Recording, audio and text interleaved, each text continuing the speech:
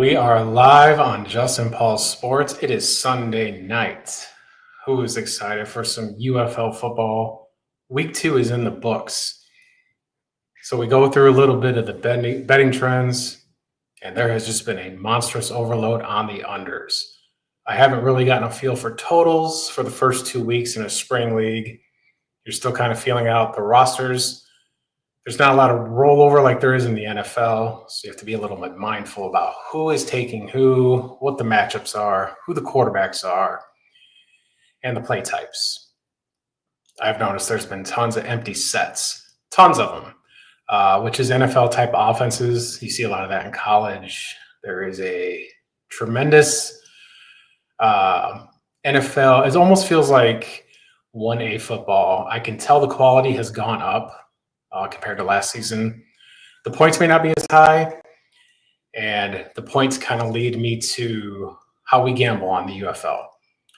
When you bet on football, there's some magic numbers, 7, 6, 4, 3. Those are kind of your favorites, but in the UFL, there's no extra point. So it really makes it, I think, a little bit easier to handicap, and I think I could back that up by going 3-1 this past weekend. And by going 5-3 on the season. It was incredible football. Had my UFL lock of the year already on Friday night with Birmingham. Birmingham was -1.5 in Michigan. Second road game for Birmingham. You know, these are the champs. Last week, I talked about it on my live stream last week. DC, they went to DC and they lost. They got upset by a team on a short. A coach had just left, so they were on an interim coach magic. And after the game with the altercation with the coach in DC, I wrote it down immediately that Birmingham's going to be focused even on a short week, even on the road. And they handled Michigan nicely. They covered the number with ease. It was a big lock of mine. I did very well on the Birmingham Stallions on Friday. Coach Holtz, he's got them going. He's got them back in the winning column, so they're 1-1 on the season. Michigan's now 1-1 on the season.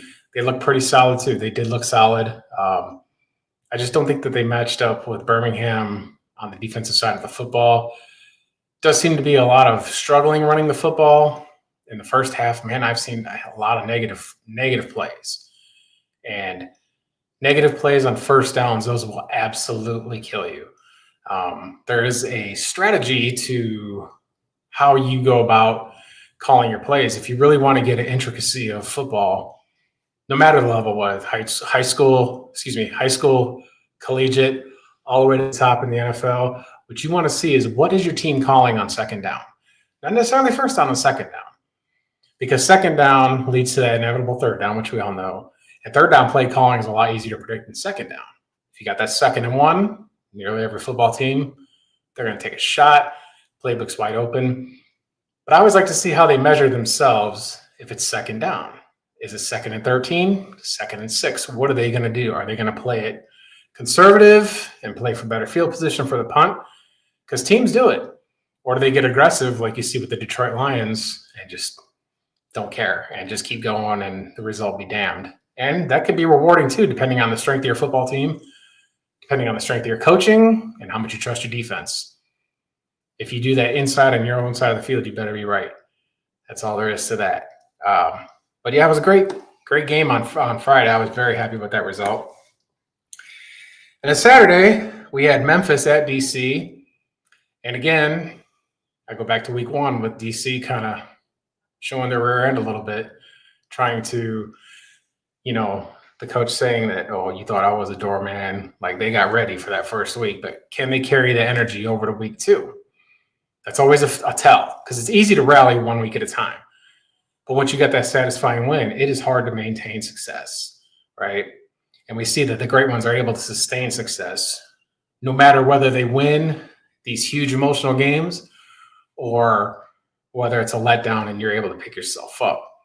When you see greats like Jordan and Kobe and Coach Belichick and Tom Brady and Coach Saban, consistent manners of success lead to how you're going to be able to gauge a team next week when you're doing some betting, right?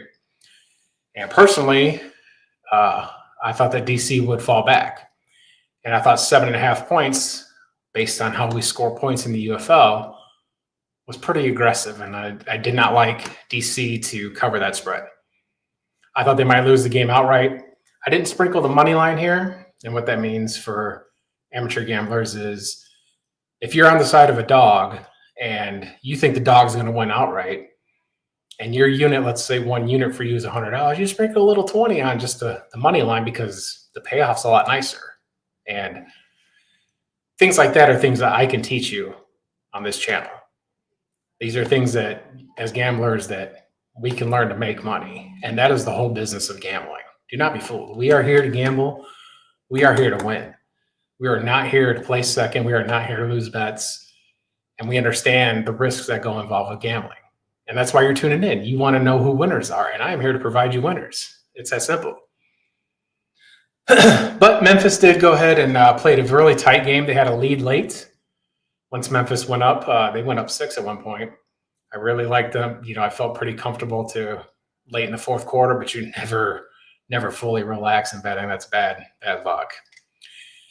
And Washington, to their credit, scored on a nice play action peak, and the tight end was so open. I mean, that was just absurdly open how it was.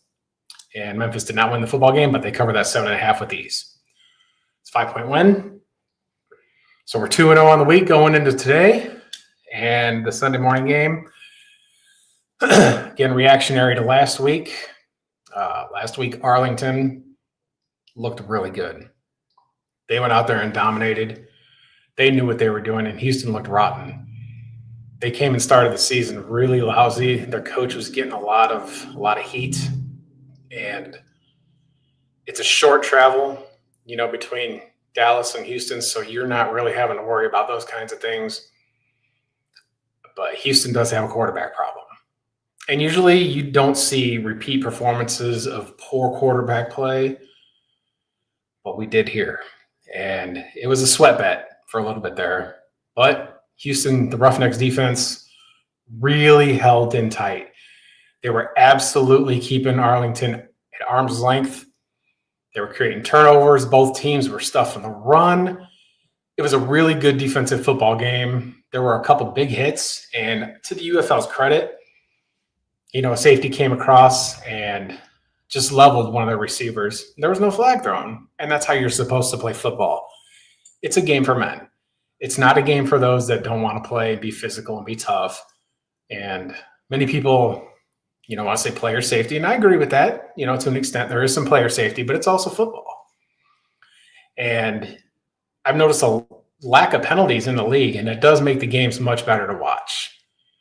They really are good on not throwing loose flags like we see every Sunday in the fall, because it kills the game. When we see a lot of those roughing the passer penalties, it cripples the game because they're usually so ticky-tack. And the UFL has those rules to where they have a super challenge. In the NFL and college football, all football needs to adopt that rule. And that's where you can challenge a non-call or a call. And it can critically change the game. I mean, we saw pass interference in the last game that got hit, and, that game just got away from San Antonio. But Houston, the Roughnecks played great defense. They kept it close. It was 11-9. When Houston went to Nolan Richardson, I mean, it was just time, because Anthony Brown ain't it. I'm sorry if he sees this. I mean, I'm not sorry if he sees this. He knows. They were just could not move the football. Could not. Bad throws, couple turnovers. You'll get on the bench quick. This is a short league with this. This is a short season. So you've got to maintain ball control, especially on the road. And it's even worse when you're not putting points on the board. It's like Brett Favre, man. At least Brett Favre would throw 4 touchdowns. He might throw 3 picks. But in those kind of cases, you take the good with the bad. And here, when you're just playing lousy, you're just not going to have a long leash. And you're going to, I think, eventually see a quarterback change. Houston can easily start 0-3. Next week, I believe they play San Antonio next week, who's 0-2 also. But we'll see. We'll see how they respond this week, and we'll see how they measure up. But Houston, they do look like the worst team in the league at the moment. And it's mostly the quarterback play because the defense is playing lights out. Defense is playing absolutely electric. So kudos to the defense for keeping them in the ball game. And they nearly pulled it out. They went for two. Two got stopped. I think the UFL should change that rule. I think you should be able to kick an extra point. Traditional scoring is easy for betting. It makes betting easier, and it's easier on the fans to where they're not doing all this crazy mathematics in their head when really they just want to drink beer and watch a football game. I know that's how it is, you know. I like to make all my bets on Saturday and watch college football, have, you know, shot of whiskey, you know, have a beer, whatever, and relax and watch the games and let my bets play out. And that segues into tonight's game. We had a little bit of an overlay, and I think that's because Fox was broadcasting the Crown Championship basketball tournament in Las Vegas. Congratulations to the Nebraska Cornhuskers for winning the Crown, beating Central Florida. And in a unique scenario there, that's just great for them because I don't believe don't quote me on it, but I don't think they've won an NCAA tournament game or haven't made the tournament in such a long time. So for them to go out there and win this program in Las Vegas, that's a big deal for them. And I believe there's a $50,000 prize in that Crown tournament. You know, people complain about in college football, you have all those bowl games that nobody cares about, but those players, they care about it. The coaches care about it. And the teams that made the Crown tournament didn't make the NCAA tournament, so they obviously have something to prove, right? They want to prove, get those extra practices in. Those are critically valuable, you know, in the era of the transfer portal. But congrats to the Cornhuskers for getting that done. That was a fun tournament. I did pretty well on the side of those every day. If you go on my channel, tell a friend. I post shorts every day to give you guys some plays. And it's all documented on what my record is and how I've been betting. And if you want to reach out to me, you know, you can email me at justinpaulsports@gmail.com and we can talk. We can set up some consultation. We can set up bets. We can set up whatever you want to discuss. I'll let you know my plays privately. I've got some that I don't put out there. But if you email me, we'll work something out. justinpaulsports@gmail.com. There's no doubt. So, Sunday Night Football. San Antonio at St. Louis. Last week, St. Louis looked like the best team in the league. And my power rankings have them as number one. I got them 1, Birmingham 2.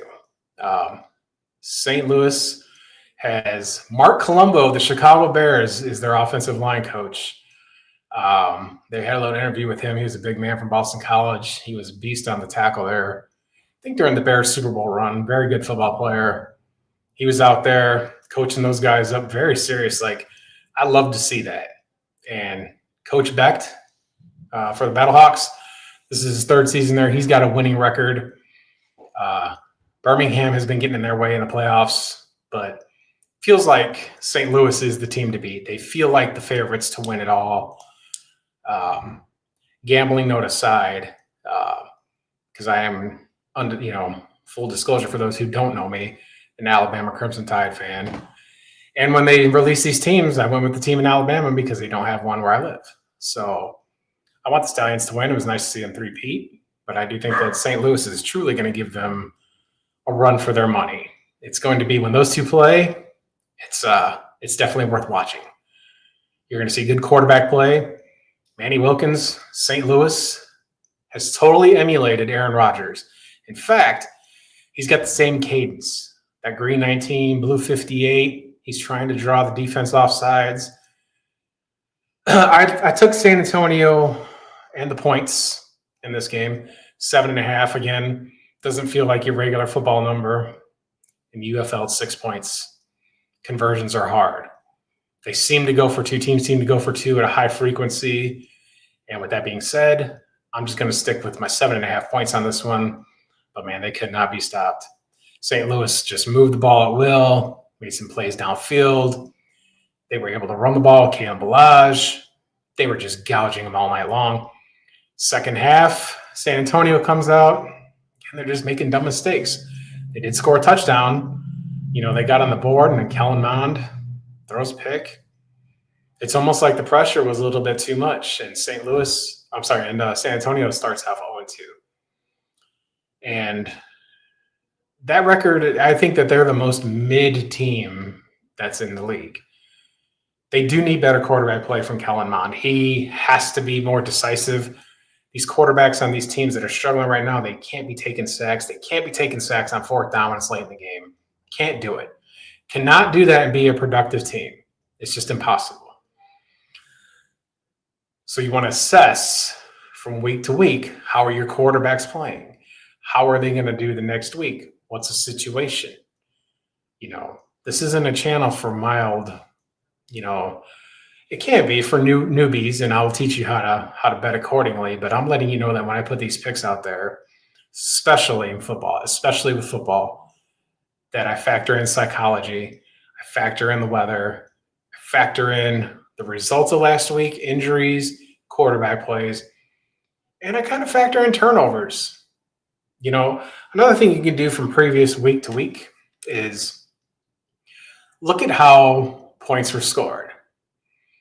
A pick six, right, is not a frequent play, but it's a big point production play. It's a big one. And when you get a pick six, you don't want to carry that over, or a kick return for a touchdown, or a punt return for a touchdown, or huge offensive plays. Did a team struggle? If a team struggled offensively for most of the game, but they still scored 3 touchdowns, you want to see how they did it. Well, if 2 of them were 1-yard runs, where they set up by short field, where they set up with, did they produce a 95-yard drive and just had this absolutely productive, football acumen of a drive, and the quarterback just handled it and it was great play calling and we just went all the way down? Or did you get blessed with field position on turnover, or blocked punt, or did you score a touchdown? Like, you have to factor in these things the previous week. Look at the score box. It takes you 2 minutes. We're in UFL season, so there's only 4 games to look at, right? There's only 4 games to look at, so we're able to look at the box scores and see how these points were scored, right? Field goals are a good tell, but you also want to factor in field position. And you take these factors and you roll them over and figure the probability of last week to next week, right? Birmingham, Michigan, St. Louis, those teams feel like they have productive enough offenses to where you're going to want to kind of bet them and watch their line. You can say that about Arlington too, but man, they struggled today. They struggled today, and they got such an inflated number because of the overreaction on Houston. I saw a lot of bettors liked the Renegades, and I liked the Roughnecks. I thought Houston could keep it within that 10.5 point margin, and they did. Also with San Antonio, Wade Phillips has been a masterful coach. Wade Phillips has run these great defenses when he was in Buffalo and was with the Cowboys, and knows how to run these exotic defenses. And when you're bringing somebody with that kind of NFL experience to a minor league, but it's still professional football, I don't want to call those players minor league because they're great players. There's no question they're great players. But when you bring it down to that level, and then you got players that can execute those kinds of schemes against not necessarily top-tier quarterback play, you're more likely to keep games close every single time, right? So we see that with Wade Phillips. We see that with Greg Williams, who's a defensive coordinator for the Defenders. And those are the kind of matchups you want to really look at. So when you bet UFL, you tune into Just Ball Sports, and I'm going to get you right. But if you decide to branch off on your own, you want to kind of be a smarter bettor and think of these kinds of things. Always think of how things were scored in the previous matchup before the next matchup, right? Because it's not a full story, and you want to get the full story. People have Sports Center highlights or in their brain, or they got comparison. I don't have Facebook, but like people I think on Facebook is when they post things, they just post the highlights of their life. They don't post everything else about it. They don't take a look at it. They're not breaking it down, right? They just post the dramatic stuff like, oh my God, I'm getting married, or oh my God, I got a baby, or oh my God, this relationship's over, or I lost my job. But they don't tell you about the mundane things that led to those kinds of things, right? Well, a good bettor will understand those kinds of things. And they'll understand how anything can affect the team, because anything can.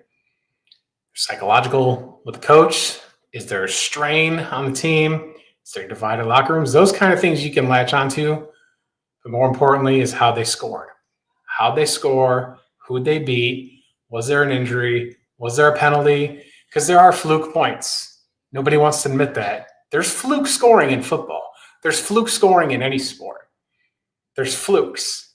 And it can cost you. You can get a backdoor cover. You can get a garbage touchdown and cover the spread. One of the biggest things in the Memphis game, I think it was, they were down 5 to cover the 7.5, and they get the ball with 1 second left, and they try that razzle-dazzle flip-flop play, with all the laterals, and you just hold your breath that when DC recovers that they don't take it to the house. And luckily they were inside the 20, and the defender just fell on it and gave himself up. Had he picked it up and scored, I lost the bet. You lose the bet.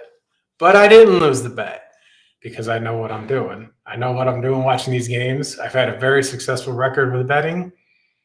There's zero doubt when I make my picks how I'm going to do. Obviously, I don't win them all. No bettor wins them all. And if you go online and try to find a bettor that posts these obnoxious records, I went 75-0, be wary, because you'll get hustled. It's impossible. That's why I never take down videos. I never take down. My track record goes all the way through last season in the NFL.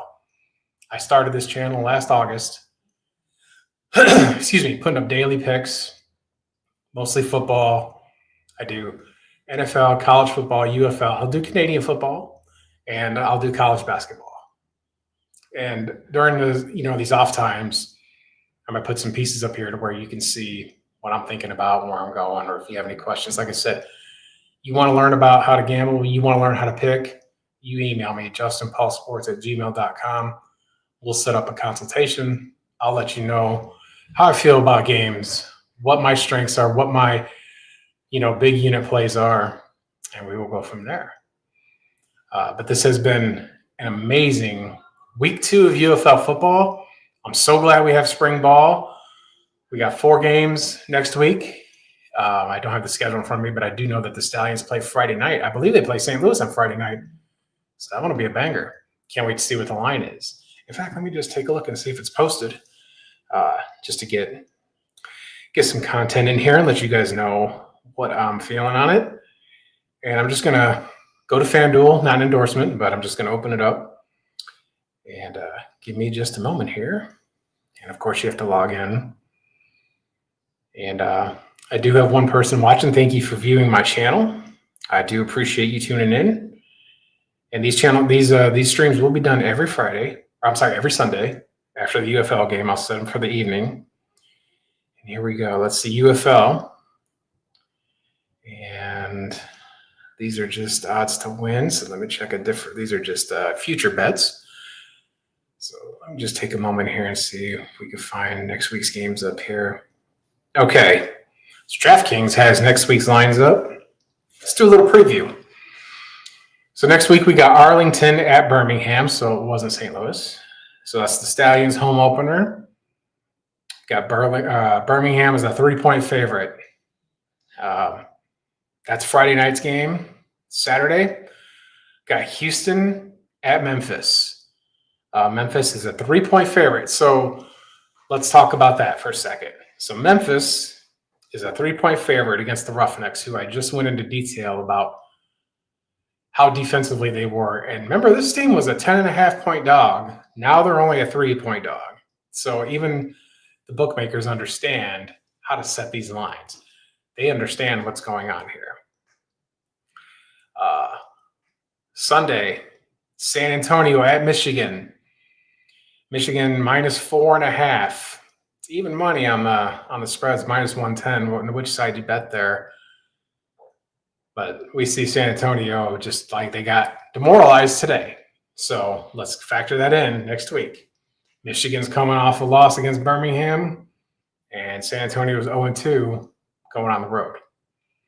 And our Sunday special, 2 undefeated teams. So this is probably the other game of the week, is DC at St. Louis.